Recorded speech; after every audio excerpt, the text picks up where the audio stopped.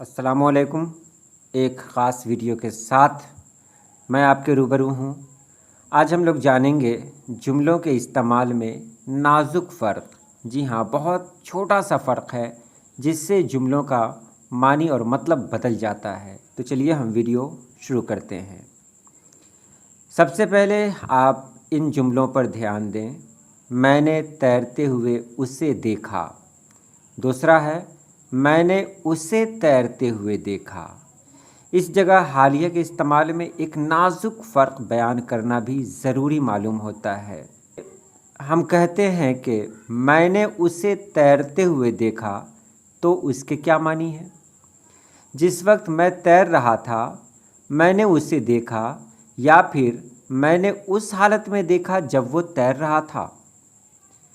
आम बोलचाल में इस किस्म के फ़िक्रों में कुछ फ़र्क नहीं किया जाता और हस्ब मौका कोई एक मानी ले लिए जाते हैं, लेकिन हमारी राय में इसमें यूँ फ़र्क करना चाहिए कि जब हालिया फ़ेल के मुत्तसिल हो तो फ़ाइल के मुताल्लिक़ समझा जाए और मफ़ऊल से मुत्तसिल हो तो मफ़ऊल के मुताल्लिक़।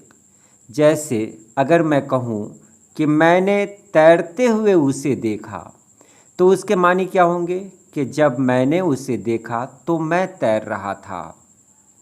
यहाँ ध्यान देंगे, मैंने तैरते हुए उसे देखा, तो यहाँ पर मैंने के बाद कौन सा लफ्ज़ इस्तेमाल हुआ है? तो इसका मानी हुआ कि जब मैंने उसे देखा तो मैं तैर रहा था।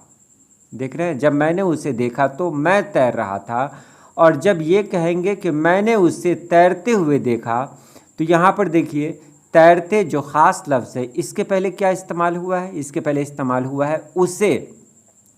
तो इसका मतलब ये हुआ, इसका मानी ये हुआ कि जब मैंने उसे देखा तब वो तैर रहा था, तो वो तैर रहा था।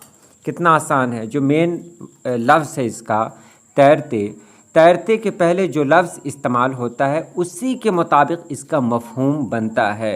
तो ये जान लें, ये डॉक्टर मौलवी अब्दुल हक की किताब क़वाइद उर्दू से माख़ूज़ है, सफ़ा नंबर 216।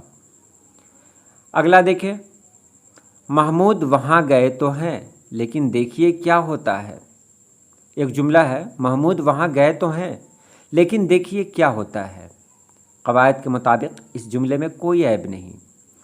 अच्छा, अब इसे इस तरह लिख कर देखिए, महमूद वहाँ गए तो हैं, देखिए क्या होता है। यहाँ भी मफ़हूम में कोई कमी नहीं हुई।